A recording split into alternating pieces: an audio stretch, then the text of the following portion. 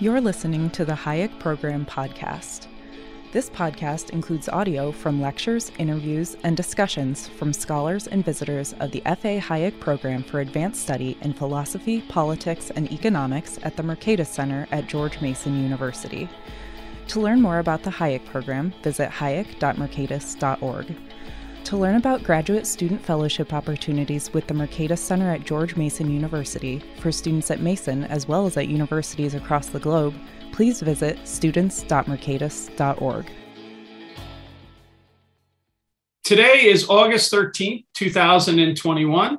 I'm Pete Boettke. I'm the director of the F.A. Hayek Program for Advanced Study in Philosophy, Politics, and Economics at the Mercatus Center at George Mason University, where I'm also a university professor of economics and philosophy. And I am joined today by my good colleague, Dr. Rosolino Candela. Rosolino and I have already recorded discussions of Hayek on these podcasts, as well as another one on property rights and development. But today we're going to touch on a wider set of issues addressing culture, language, history, and ethics, as well as policy questions related to immigration, trade, and entrepreneurial spirit. And so, Rosolino, first of all, thank you for taking the time to talk with me today. It's a pleasure, Pete. Thanks for having me. All right, so let's get started. I grew up in New Jersey, small town, densely populated with strong ethnic identities that permeated all the neighborhoods, the shopping areas, the schools, and the churches. You grew up in New York City, but also in a tight-knit Italian immigrant community. You grew up in a multilingual family, right, in which languages were being spoken differently. Can you discuss how growing up in that environment of a multilingual, multicultural influences formed your experiences first as a student, and then perhaps more importantly, just simply as an observer of human social interaction in all walks of life? Just the observational skill of growing up in a world where there's these intersections of these languages, culture, shared background understanding, conflict of visions. Go ahead. Yeah. So that's a very big question, Pete, and there are so many different angles at which I can tackle it. But let me start by giving a little bit more background about myself in order to answer that question. My upbringing was a bit unique compared to other Italian Americans in the sense that most Italian Americans today are maybe third or fourth generation. Their relatives had come here in the early 20th century, right? Pre-World War I or around the World War I area, or prior to World War II for that matter. My parents immigrated here and were a part of a small influx, not as large as the one I discussed, of Italians from southern Italy, particularly Sicily, in the 1970s and 80s. So my father immigrated to the New York City area in 1973 after getting out of the army in Italy. He was drafted. There was a draft at the time. And my mom came in 1971. My dad is a barber by trade. He had been a barber since he was 9 years old. He had, as far as I know, he didn't get past the third grade, right? So he went straight to work as a very young kid, sweeping hair and learning the trade as an apprentice, right? That was his education, being an apprentice. And my mom went to work in the garment district, in a textile factory in New York. And so if for anyone watching, if they've seen Milton Friedman's Free to Choose, the depiction he gives about his mother working in the garment industry, that's the atmosphere in which my mother was working. Now, this is very important in several respects for me because it's as if I was living two lives at the same time. One at home, which didn't feel like America at all. It felt like a transplantation of values and culture that my parents had grown up with. And then my life at school and outside of the house in the New York What's particularly important about that is that because my parents clustered around a tight-knit community, they were proud. They were proud to be Americans, to become Americans, but they also preserved their particular identity. And what was important about that is that it gave them time to adjust and assimilate into the area to learn the English language and so on and so forth, right? So the fact that my mom doesn't work in a garment factory anymore, but being around other immigrants gave her time to adjust, to learn about the surroundings where she lives. And this is very, very important from a political economy's perspective, that there's, right, the world is not just divided up into markets and government. There's this independent sector of the economy, you might say, or another part of civil society, of civil association that transcends interactions that are monetary on the market and those interactions that take place through government that's just as important in facilitating social interaction. Now, it was that environment that I grew up in that not only was I immersed in that community, but I was also very, very closely tied to my extended family. So my grandparents live with us in my house. I have 27 first cousins who I all know by name, if you could imagine that, still very close with, many of whom live on this side of the Atlantic. And what's also important is that my father and my uncles, who I'm very close with, they came with trades, right? They came with particular trades and they all became small businessmen. Now, this is particularly important for living in the New York City area, because even though that they had a strong self-identification, right, as coming from Italy, it's the fact that they engaged in commercial interaction and the cosmopolitan nature of interaction in New York City illustrated to me a very, very important point, is that the prerequisite of commerce is not the fact that individuals have to come to agree on abiding by practice of a particular religion or language or so on and so forth. These are all consequences, right, of interacting, of individuals across cultures, right, across different backgrounds, interacting with each other, right? That commerce has this effect of creating peaceful social interaction. I'll give an example to illustrate this point. So as I said, at first my father worked for a barbershop and then went into business on his own as a very small businessman. Now, in the New York City area, there's also a very large Jewish population, right? And as a little boy going to my father's shop, one thing that I learned, there were two things I always remember, is that the overwhelming majority of my father's clients, right, were Jewish. And because of that, it facilitated toleration. At home, I always spoke to my dad in our dialect, right, from Sicily. But when we were there, he would say, no, only English. Not in some sense of forced integration, but just this notion of toleration and being polite, right, to other individuals. You want to be able to communicate and speak to others and not give the sense that you're talking behind their back, right? So he said, only English when we're here, right? The other thing that I also realized, and this is something that got me interested, it was a seed that was planted in what later became my fascination with economics, were two things. Number one was, I was also received an education in parochial schools. I had a Roman Catholic education. But all of the money that my father received was an exchange of the services he provided, cutting hair, right, giving shaves, and so on and so forth. And they were individuals who were not Roman Catholic.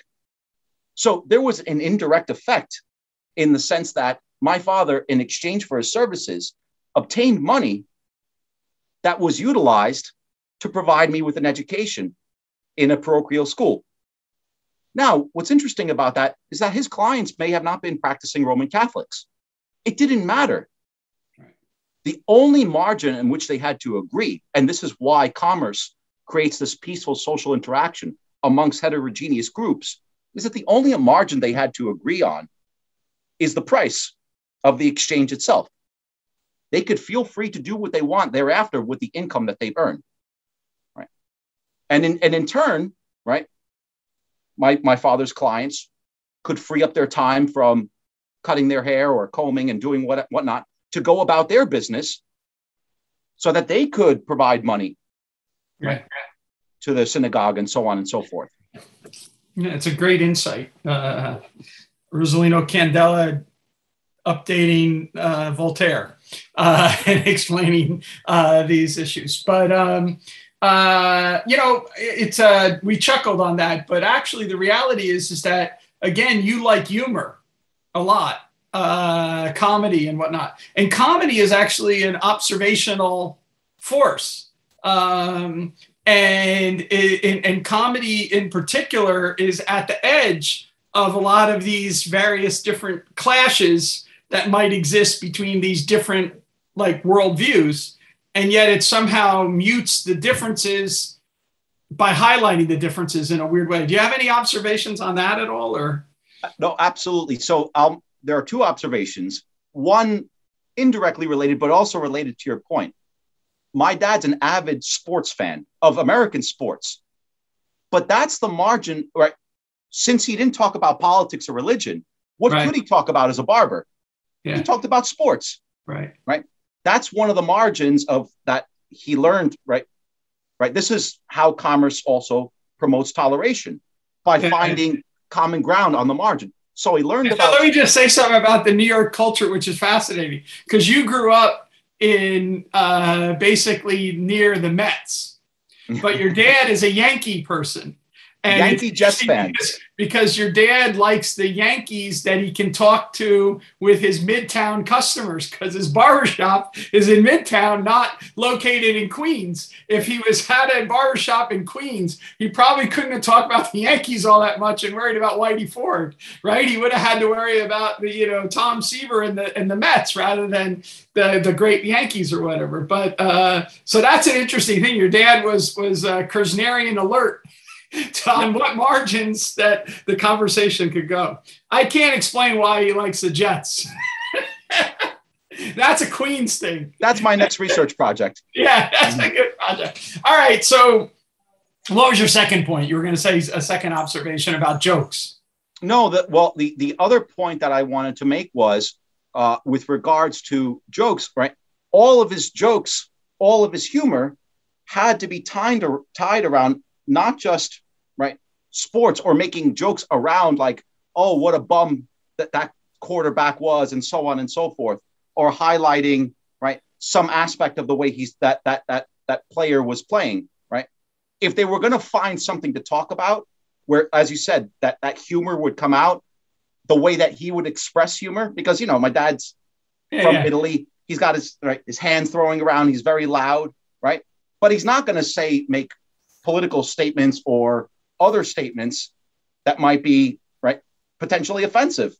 He's going to tie everything around making sports analogies.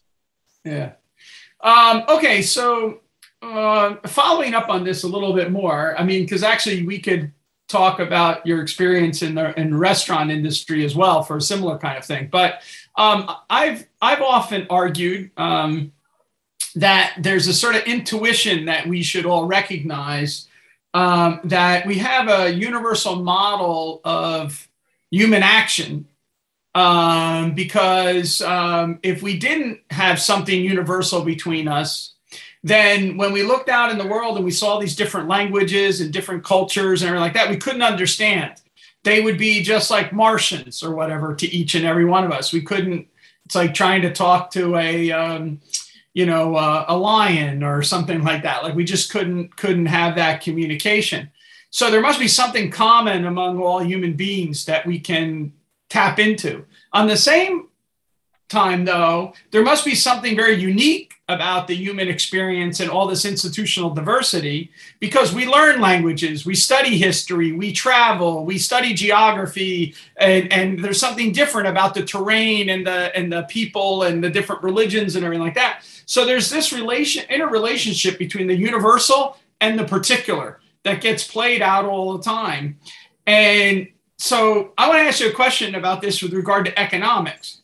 So there's two aspects of this which I want to sort of get you to comment on. One of them is just to reiterate to the listeners that you were a history major. So that emphasizes the particularities. You also, got through on Italian language, right? So there, again, a particular aspect. So you have this. But then you also studied philosophy, which is the opposite of the big questions kind of thing. So when you think about this play between the interrelationship between the universal principle and the particular experience, can you maybe give some ways in which you yourself negotiate that in your work, in your teaching, and in your research, I guess is the basic line. Yeah, sure. I would summarize the first point that you would make in the following way, Pete. There's both an art and a science to economics. The science of economics, the universal aspect to which you were talking about, is that individuals, all we simply mean is that individuals always and everywhere are trying to do the best they can, given their underlying circumstances, right? So that's the universal aspect of economics, right? The art of economics is to understand how individuals perceive is the key word here, and negotiate the trade-offs that they're trying to adjudicate in a particular time and place, right? And that the art of the economist, which is, right, this is the universal aspect is pretty easy. It's quite intuitive, right? And I would say not that controversial, but it's this aspect of understanding the particular by stepping into the mind of individuals at a particular time and place and not imposing our own particular ends to understand is what's makes economics very counterintuitive. So in my own classroom, an example I give to illustrate this point, and the particular reason why I illustrate this point is to highlight the humane aspect of economics, right? Not that human beings are just cold lightning calculators, and it transcends collectivistic explanation based on race, creed, gender, and so on and so forth, is the following, right? So we've observed, Pete, that historically, individuals residing in medieval Europe, particularly individuals of Jewish heritage, right, residing in medieval Europe, were disproportionately underrepresented in agriculture. Now, we also observe the same phenomenon in Southeast Asia amongst ethnic Chinese who had been living in that area, right, in present-day Cambodia, Laos, Vietnam, who had lived there for centuries and were also disproportionately represented in agriculture and were, in terms of occupation, were relatively or disproportionately overrepresented in engaging in merchant activities, right? Now, what explains this, right? This aspect, how do we tie the universal and the particular? What makes them, what's the universal aspect? These are two groups of individuals who didn't have a shared cultural background, who didn't have a shared geographic background, right? But they're human beings just like the rest of us, Pete. They're trying to do the best they can given their circumstance. But what is it that's particular about them that explains the same phenomenon? It's not as if something about the ethnic Chinese living in that area, right, maps onto, right, European Jews living in medieval Europe. It's not an explanation based on race or based on creed, right? It's the fact that those particular ethnic groups in the areas that they resided experienced persecution, right? Now, if you're an individual like the rest of us, Pete, you're just trying to feed your family, you're trying to make a better life for yourself, what type of investments, what type of trades are you going to invest in? You're going to make in human, as economists referred to as human capital investments, relative or greater human capital investments relative to physical capital investments, right? You engaging in agriculture, Pete, you're making a lot of investments tied to a particular geographic area, tilling the soil, right? Planting crops, so on and so forth. That's all tied up with a particular political jurisdiction. If that political jurisdiction, right, if you as an individual feel as if, or you perceive, this goes back to my particular, perceive that your property rights are not going to be respected once you've made those investments, you're going to engage in less of them than you otherwise would. So how are you going to negotiate the trade-off? Bargaining and negotiation activity, seeing profit opportunities to trade, right? But these are skills that reside in the human mind. They are relatively less costly to transport across political jurisdictions, right? This has nothing to do with the race or the creed of the particular individual. It's the institutional, right? What the variable that we concentrate on are the underlying institutions within which those two groups are residing in. That's the particular that political economists focus on, right? Now, that's also tied up with other aspects such as culture, right? Which are the meanings and purposes attached to human action. How people perceive, right? And this is how culture gets tied up with property rights, because property rights are nothing more than a set of social relationships, perceived social relationships about our ability to use, exclude, and exchange resources. If I am about to engage in an exchange with you, but I perceive that exchange, that the outcome of that action is going to be negative, zero sum, or worse, negative sum, I'm not going to engage in that. So property rights won't be enforced, right? Yeah, so you have property rights giving you the particulars, and relative prices giving you the universal. Right. And so it's always this play between the setup of the property rights that people perceive are in operation, and then the relative prices that they face in their economic decision-making as a consequence of whatever that alternative institutional arrangement is set up. Exactly, Pete. So individuals always and everywhere are trying to do the best they can. They're going to negotiate costs and benefits. Those costs and benefits they're going to be guided in their negotiation through relative price movements. Those relative prices don't have to be necessarily monetary, right, but they are affected by property rights arrangements. Given that property rights are not well enforced in making physical capital investments, right? The two minority groups that I just went over shifted their capital investments more so towards human capital, where the cost of enforcing and securing those property rights are much lower. Yeah.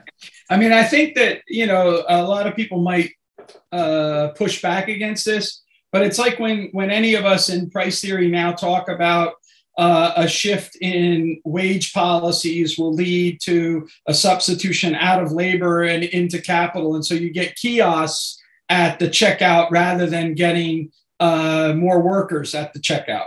Exactly. Or having innovations in restaurants where people they go to the counter and they bust the table themselves rather than have a waiter, or because again, the relative price being operated, and that's going to guide the decision making. Or a classic example is the difference between wages in Europe and wages in Asia after World War II, and the type of ships. So do they build ships for shipping that are labor intensive, or they build ships that are more capital intensive? And we're trying to see this, or you're trying to see this played out with regard to particular practices, like, for example, what trades I go into. Whether or not I specialize in a trade that has fixed assets that can be confiscatable, or whether or not I invest in a trade that's movable, right? And I can, your dad could be a barber anywhere in the world, right? He doesn't necessarily just have to be a barber in Southern Italy. He can, that skill is transportable. So yeah, I mean, it's and his decisions are all going to turn on that. Maybe look, I'm leading you with a question here, and maybe or maybe I'll just state it. But I remember you telling me once that your dad and mom were in Italy, and they were coming back, and they ran into some American tourists, and the American tourists turned to them and said, "Oh, Italy's so beautiful. How could have you ever left Italy?" and your dad says, yes, Italy is beautiful, but you have to eat, or something like that, right? And so it was the economic opportunities that were available to him in New York that were better than the opportunities offered to him in Italy that led him to move from one place to another at great cost to him, right? And we see that kind of pattern all over. I don't want to get ahead of ourselves, but maybe you just comment a little bit about, how you see immigration and migration patterns being driven by the very same logic you just talked about with regard to the Chinese minorities or the Jewish minorities in Europe, medieval Europe, or the ethnic Chinese minorities in Asia or whatever. Yeah. No, here's a very good example of this, Pete, that it's not that we need to be reminded of. It's not well known enough. The reality is that Argentina today is an economic basket case. But at the turn of the 19th, right, the late 19th, early 20th century, it was the fourth largest economy in the world. And its economic potential was built on two things, right? One is that it did have a agricultural endowment. It had very fertile farmland, right, called the Pampas, right? Many Argentinians are very proud of this because they have very good steak there. But the other thing that generated the economic growth, this economic development in Argentina, is that there was a massive migration of Italians, right, at that time, more so than in the United States, right, and also in other countries, for example, like Venezuela, right. So I, for example, I have cousins who they're raised in the United States, but they happen to be born in Venezuela, because the family moved there first, because that's where they saw the economic opportunity before then moving to the United States. When then economic opportunities in the more recent decades have dissipated in Venezuela, right? With the rise of Chavez and so on and so forth, right? So, I mean, and this illustrates an important point, that the knowledge of, and I don't mean this in any pejorative way, the knowledge of common folk in their ability to vote with their feet is much more powerful than any individual economist. Yeah. Right.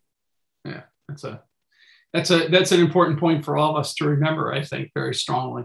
So Jim Buchanan, as you know, later on in his career, focused a lot of energy on this notion of the work ethic. So it's a kind of he's famous for asymmetries and symmetry of behavior, and he wanted to have symmetrical behavior. And so, that's the same people, different rules produce different outcomes, which is what we've been talking about at some level here. But then he introduces this notion of the work ethic. And first of all, I was wondering if you could maybe first describe Buchanan's position and how it relates to his resurrecting of the notion of increasing returns, how that notion of increasing returns different from other people's notions of increasing returns. And, and then maybe, after you talk a little bit about the conceptual level, to make it a little personal, which is, if you think about it, Buchanan worked his way through college. So his family, lost their resources and the ability to send him to college. So he went to Middle Tennessee State Teachers College, and he worked his way through college, working on a farm. But then he triple majored in college, English, math, and economics. So he himself had a notorious work ethic that carried through all of his way. And I wanted to know, what you thought about how your own experience growing up watching your family, your father, your uncles, your cousins, as you said, build businesses, integrate into the U.S. economy, impacted your own understanding of the role of the work ethic along Buchanan-esque lines, because you yourself have a tremendous work ethic. And it drives you. I mean, it's what makes you go in some sense. Nobody beats Buchanan on that margin. Yeah, I get that. But I mean, you have a very healthy work ethic yourself. So first the conceptual, and then maybe a little bit of reflection on the impact that the witnessing of others might have had on you. All right. So I'll explain what Buchanan means by the work ethic first, very simply, and then I'll get more technical. Buchanan wrote a very interesting book called Ethics and Economic Progress. It's a 1994 book. And what he talks about in the work ethic, he gives an example to illustrate this point, is that Buchanan, as you said, he was a workaholic, but he did enjoy watching football on Sundays. And he sat there one day and he thought that he was engaging in activity that was unproductive, right? Because at the same time as he was watching the game, he could have been cracking walnuts, right? So his intuition, what he's trying to say there is that holding all else all equal, if that we work more, we're going to be better off, right? Yeah. That's very simply what he's saying. By the way, can I interrupt a minute? Sure. When I was his student, what he used to tell all of us was that professors were lazy. And if we just sat the consistent application of the seat of our pants to the seat of the chair from 6 a.m. to 6 p.m., 6 days a week, we would outproduce our colleagues. Okay. And we could achieve things. The con game that he pulled was to convince us that that's what led to him. Whereas my other teachers were Gordon Tullock and Kenneth Boulding, and they seemed like what hit them was a lightning bolt. And then, genius would come out. So Buchanan, it was about perseverance and effort. With them, it was all about inspiration and you could stumble around and wait for, a lightning bolt to hit you and then, come up with a brilliant idea. Or you could work really, really hard and then you could, and I think the issue was that, Buchanan fooled us because, the reality was Buchanan was working with a bigger engine. So yes, he worked from 6 to 6, but he also worked with a much bigger engine. So his 6 to 6 was different than other people's 6 to 6. So that's always been one of the things that I've tried to figure out with respect to the work ethic as well, which is how do you play the different engine that people are playing with in all of this. So, but anyway, go. I apologize for interrupting, but yeah. No. I was going to tie to that point, but I'm glad that you raised it. So that in and of itself, I don't think explains the work ethic. What generates economic growth in Buchanan's mind with the work ethic is that there's this corollary that if we work more, then we'll save more, right? Now, here's a way to put this very, very simply, and something that I realized. So you said that to talk about it with my own experience. One of the beauties of mathematics I realized very early on was the law of compounding returns, right? So I'll illustrate this point, right, as the rule of 72. The difference between, right, 7% and 8% is not 1%, Pete, right? So, for example, if you have an 8% return, you're going to double your money in 9 years, right? If you have a 7% return, right, it'll be roughly 10% in 10 years, right? That 1% difference makes all the difference in the world, right? So that if we just work a little bit harder and then save and then invest, right, that will make that if we increase our savings rate through that work, that's going to have a compounding effect that in the long run is going to make us all wealthier, right? So not only do we have to work more, but we also have to save more. Now, the way that this is interpreted, as you had said, in the profession today, the best way to illustrate this is to distinguish between increasing returns to scale and increasing returns to scope, right? Or the latter being what Adam Smith referred to as specialization under the division of labor, right? So let's tie this back to my uncle and my father, for that matter. Now my uncle, he immigrated to the United States in 1964, right? He ran a very successful business making custom cabinets in New York. Now, prior to immigrating to the United States, he first worked in Switzerland, but he worked in the German part of Switzerland. So he was convinced that it was the German work ethic. He used to tell me, Rosolino, these Germans, you know why they're wealthy and prosperous? Because they work hard. right? So for him, it was all about the work ethic. And I tried to convince all the time my uncle, well, maybe they have the right institutional, and I'll get to this in a moment. Maybe they have the right institutions. There was Ludwig Erhard. He abolished price controls, right? How do we expect, if it's work ethic, how do we explain the difference between the performance at East and West Germany? Well, he would say the East Germans don't work as hard. Well, that doesn't sound very convincing. And it doesn't sound convincing when you apply it to the same group of people. So in my family, I have uncles and cousins and so on and so forth. They live in Southern Italy today. They work very hard. They're not lazy by any means, but yet they enjoy a lower standard of living than my relatives do in the United States. It's not explained by the fact that they don't work as hard or not as motivated to save as much, right? Furthermore, right now, how does this tie to the increasing returns to scale point, right? The notion is that if you double the amount of effort, right, in a particular activity, you're going to double the amount of value of output. Now, my dad can only cut so many heads in a day, and only so quickly. So given the scarce amount of time, right, what would happen, right? Eventually, there would be diminishing returns, right? My dad would exhaust himself, right? So what explains the fact that my dad, by the way, my dad doesn't use a computer. He hasn't updated in terms of his technological savviness. He just cuts hair the same way with a straight razor. His technology, you may say, hasn't changed for 40 years. But it's the fact that he operates in a thicker market, fact that the division of labor in New York City bids up the demand for his services is what allows him, right, which increases the value of his service, right? Yeah. And therefore, that's why his income as a barber is higher relative to the one that he could enjoy in Sicily. It's the fact that he operates in an area with a thicker market, right? Yeah. But because of that thicker market, Pete, he has also been able to deploy his income in saving and investing and so on and so forth. This is all generated because of secure property rights that we enjoy in the United States. So to Buchanan's point, Buchanan is not wrong.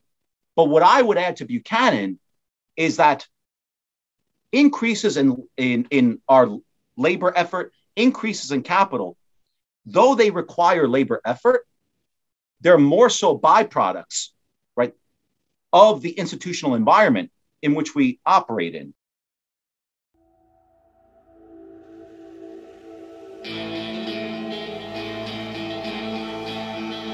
Thank you for listening to the Hayek Program Podcast. To learn more about the research, scholars, and work of the Hayek Program, visit hayek.mercatus.org. For more information about graduate student fellowship opportunities for students at Mason as well as at universities across the globe, please visit students.mercatus.org. We hope you recommend students to our programs or consider applying yourself.